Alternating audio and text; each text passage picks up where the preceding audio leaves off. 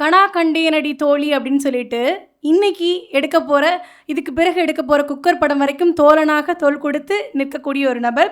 ஒற்றை ரூபாயை பற்றி ஒரு பாடல் எழுதியவர், காதலை பிசாசு என்று திட்டியவர், கவிதைகளால் எங்களை வசியம் செய்தவர்.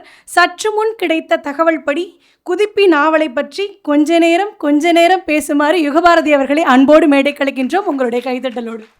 அனைவருக்கும் வணக்கம்.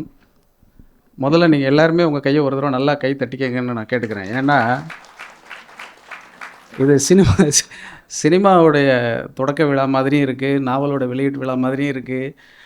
என்னென்னு காமதுரைக்கும் தெரியல, எனக்கும் தெரியல, தெரிஞ்சு கருப்பள்ளியப்பனுக்கும் தெரியாதுன்னு நினைக்கிறேன். நான் சாயங்காலமாக கிளம்பி இது மாதிரி கூட்டத்துக்கு போயிட்டு வரேன்னு வீட்டில் சொன்னேன். என்ன விழா? நாங்கள் குக்கர் விழா. குக்கர் தான் விசில்கிட்ட போயிடுச்சு, நீங்கள் எங்கே போகிறீங்க? நாங்கள் இது விசில் இல்லாத குக்கருமா அப்படின்னு சொல்லிவிட்டு அவங்க குக்கு வித் கோமாளி பார்த்துட்டு இருந்தாங்க. அந்த நேரத்தில் நான் உடனே சொன்னேன், இது வரைக்கும் கோமாளியாக நடிச்சுக்கிட்டு இருந்த காளி இதில் குக்கராக நடிக்கிறாரு அந்த படம் அப்படின்னு சொல்லிட்டேன். அப்படின்னு நான் சொல்கிறது பஞ்சிக்காவை நீங்கள் கைதட்டாமல் இருக்கிறத பார்த்தாக்க ரொம்ப பதட்டமாக தான் இருக்குது. தோழர் காமுத்துரை இங்கே ரொம்ப சந்தோஷமாக மகிழ்ச்சியாக அப்படி பேசினார் இல்லையா? எனக்கு ரொம்ப தனிப்பட்ட முறையில் ரொம்ப மகிழ்ச்சியாக இருந்தது. காரணம், ஒரு படைப்பாளன் தான் எழுதிய நாவலுக்கு இவ்வளவு பெரிய கூட்டம், 150 பேர் அவர் கூட்டத்தை நடத்துறதுக்கு என்ன பாடுபட்டிருப்பாருன்னு எனக்கும் தெரியும். ஆனால் இந்த மாதிரியான ஒரு அரங்கத்தில் இந்த புத்தகம் கௌரவிக்கப்படுகிறது என்பதற்காகவே நான் என் தனிப்பட்ட முறையில் என்னுடைய வாழ்த்துக்களையும் நன்றியையும் இயக்குனர் கருப்பழனியப்பனுக்கு தெரிவித்துக் கொள்கிறேன். ஏன்னா இதுக்கு முன்னாடி நிறைய நாவல்கள் படமாக வந்திருக்கு. எந்த படத்துக்கும் இப்படியான ஒரு விழா நடத்தப்படலை. இது ஏன் குறிப்பாக நடத்தப்படுது அப்படின்னா, இந்த நாவல் ரொம்ப நாள் ஆயிடுச்சு. ஆனாலும் இந்த நாவலில் படமாக்கணும் அப்படின்னு சொன்ன உடனே அவர் முதல்ல செஞ்சது, ஏற்கனவே வெளிவந்த புத்தகத்தில் இருக்கிற எழுத்து பிழைகளை எல்லாம் நீக்கி ஒரு நல்ல பதிப்பாக கொண்டு வந்ததற்காக அதுக்கும் கருப்பழனியப்பனுக்கு தான் நன்றியை தெரிவிச்சுக்கணும். ஏன்னா இது முழுக்க ஒரு புத்தக விழா மாதிரியே மாற்றிருக்கிறார். இன்னும் சந்தோஷமாக சொல்லணுன்னா, இந்த நாவலில் விடுபட்டதுன்னு சொல்லிட்டு காமதுரை நிறைய விஷயத்த சொன்னார். எனக்கு தெரிஞ்சு அவர் விடுபட்டதுன்னு சொன்னதுலேயே ஒன்று இருந்துச்சு நாவலில். ஏன்னா நாவலே அவர் மறந்துட்டாருங்கிறதான் ஏன் எனக்கு ஞாபகத்துக்கு வந்துச்சு. ஏன்னா அவர் சொன்ன 2 சீனும் இருக்குது. படத்தில் இருக்குமா இல்லையாங்கிறது கருப்பழனியப்பனுக்கு தான் தெரியும். இவ்வளவு மகிழ்ச்சியோடவும் பட வெளியீட்டு விழா அன்னைக்கு நீங்கள் இருப்பீங்கிற பதட்டம் எனக்கு இருக்குது. ஏன்னா நாவலில் எது வரும் எது வராது, இல்லை நாவல் தான் படமாக வருமா, இதெல்லாம் பின்னாடி நம்ம பார்த்துக்கலாம். அதை தாண்டி இந்த நாவலில் எனக்கு ரொம்ப பிடிச்சது, இந்த நாவலை தோழர் காமத்துரை எதற்காக எழுதியிருப்பார் என்று எனக்கு தோணுச்சுன்னா, இதில் தோழர் சண்முகம்னு ஒரு கேரக்டர் வருது. நான் சொல்கிறது நாவலில் வர சண்முகம் கேரக்டர். அவரும் கம்யூனிஸ்ட் தான். தொழிற்சங்கம் தொடங்குறதுக்காக அந்த தொழிலாளர்கள் எல்லாம் ஒருங்கிணைத்து ஒரு வேலை செய்வார். அது படத்தில் இருக்கா அப்படின்னு சொல்லி பழனி அவர்களிடம் கேட்டேன். அது இருக்கணுமா அப்படின்னாரு. கண்டிப்பாக இருக்கணும்னு சொன்னேன். நிச்சயமாக நாவலில் அந்த கதாபாத்திரம் இருக்கும், ஆனால் சண்முகங்கிற பேரை அவர் மாற்றிடுவார்னு நான் நினைக்கிறேன். இந்த நாவலை படிக்க என்ன தோணிக்கிட்டே இருந்ததுன்னா, ரொம்ப உணர்ச்சி பிளம்பாகி இந்த கதையை அவர் எழுதினது தான் இருக்கும். அதனால தான் அவர் ஒரு 50 அத்தியாயம் எழுதியிருக்கிறார், இன்னும் நிறைய வச்சுருக்கிறேன்னு அவர் சொன்னதுக்கு காரணம் என்னென்னா, அவருக்கே மறந்துடுச்சு எதை சொல்லியிருக்கோம் எதை சொல்லலைங்கிற அளவுக்கு அவர்களுடைய வாழ்க்கை முழுமையாக அதில் சொல்லியிருக்கிறாரு. ஒரே ஒரு குறையாக அந்த நாவலில் எனக்கு பட்டது, எந்த இடத்திலும் அந்த சாரதியை, அந்த கதாபாத்திரத்தை யாருமே பாராட்டவே மாட்டாங்க. அவர் ஒரு 1000 பேருக்கு சமைப்பார், அவசரமாக போய் சமைப்பார், சும்மா சமைச்சு கொடுப்பாரு, எல்லா வேலையும் செய்கிறத பற்றியெல்லாம் அதில் இருக்கும்.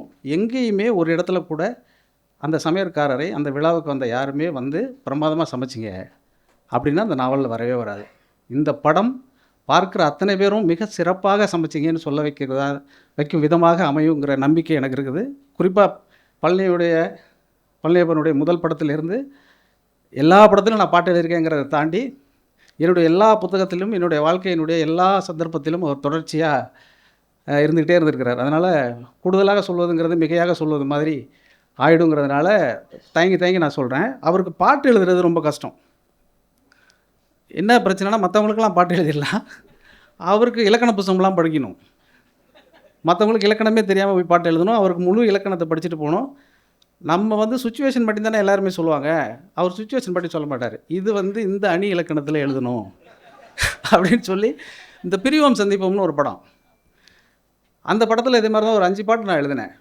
5 பாட்டு உண்மையிலேயே நான் படித்தது பட்டய பொறியியல் தான், இன்ஜினியரிங் படிச்சுட்டு தமிழ் எனக்கு ஆர்வம் இருக்குது, சங்க இலக்கணம்லாம் படிப்பேன்னா கூட பாட்டு எழுதுறதுக்காக ஒருத்தர் இலக்கணம்லாம் கடுமையாக படிச்சுட்டு போக வேண்டிய அவசியம் இருக்காது நினச்சிருக்க நேரத்தில் சுச்சுவேஷனுக்கு போய் கேட்டோம்ன உடனே கனவு காணவே முடியாத ஒருத்தன் கனவு காண்றான், அதை பற்றி பாட்டு எழுதுங்க. கனவு காணவே முடியாதவன் எதுக்கு சார் கனவு காண்றான், அதுக்கு எதுக்கு சார் பாட்டுன்னு நான் கேட்பேன். அவருக்கு ஒரு வியாக்கியானம் சொல்லுவார். உண்மையிலே சுச்சுவேஷனே சொன்னது கிடையாது. அவர் சுச்சுவேஷன் மாதிரி ஒன்று சொல்லுவார். எனக்கு தெரிஞ்ச அவர் முழுமையாக கதை சொல்லி இதுதான் படமாக எடுக்க போகிறேங்கிறது இந்த புத்தகம் தான்.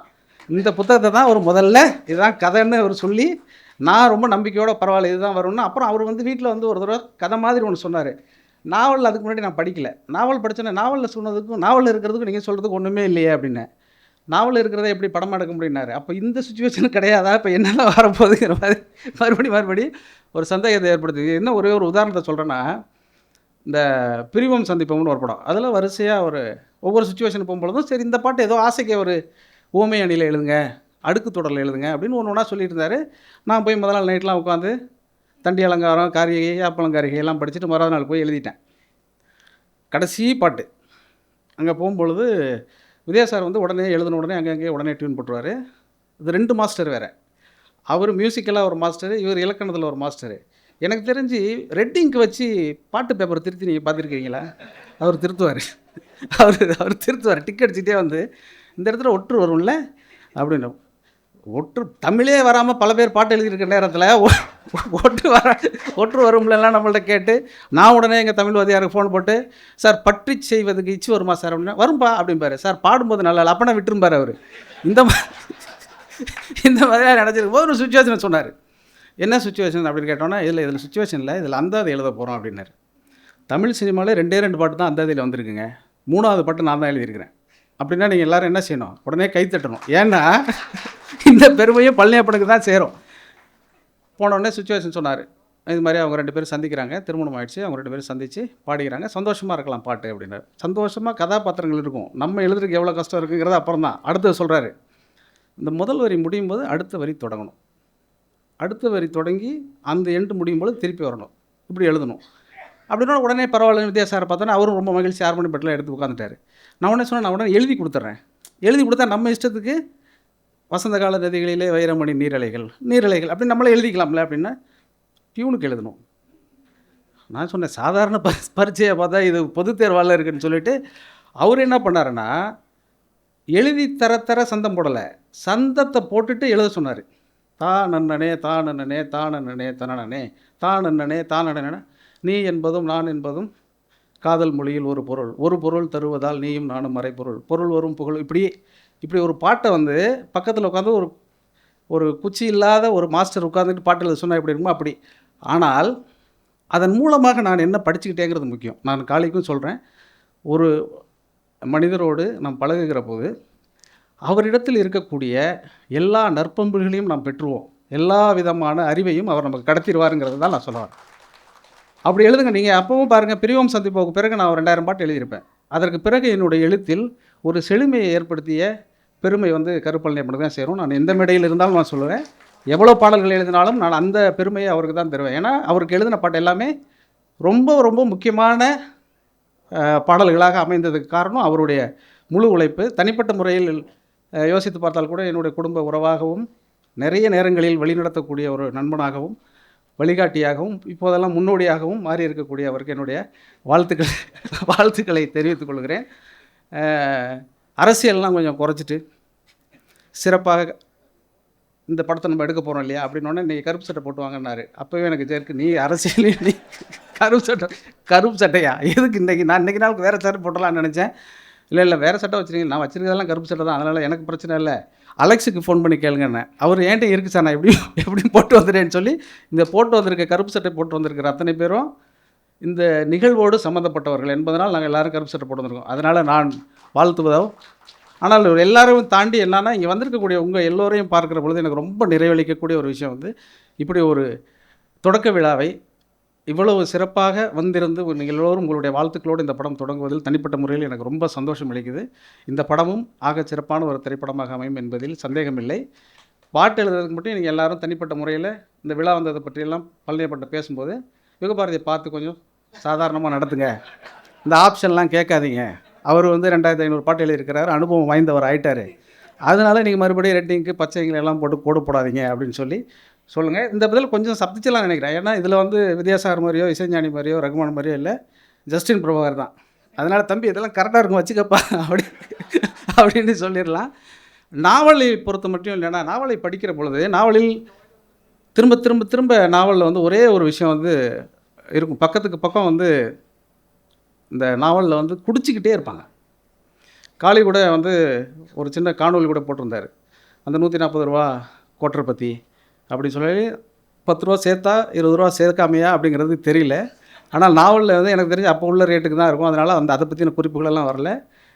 முழுக்க முழுக்க அந்த நாவல் வந்து ஒரு சமையல் தொழிலாளி குடியால் எப்படி தன்னுடைய குடும்பத்தை இழக்கிறான் அப்படிங்கிறத பற்றின நாவல் தான். ஆனால் அப்படியே இந்த நாவல் வரும்னு எந்த உத்தரவாதமும் நான் சொல்லலை. இதை விடவும் சிறப்பாக எனக்கு தெரிஞ்ச காமத்துறை இன்னும் வைத்திருக்கக்கூடிய ஒரு 50 அத்தியாயங்களையும் அவரிடம் சொல்வார் என்று நான் நம்புகிறேன். நம்பியதிலிருந்து அவர் இன்னும் ஆகச்சிறந்த ஒரு திரைப்படத்தை இயக்குவார் என்கிற நம்பிக்கையோடு வந்திருக்கும் உங்கள் அத்தனை பேருக்கும் என்னுடைய நன்றியை தெரிவித்துக் கொள்கிறேன். நன்றி, வணக்கம்.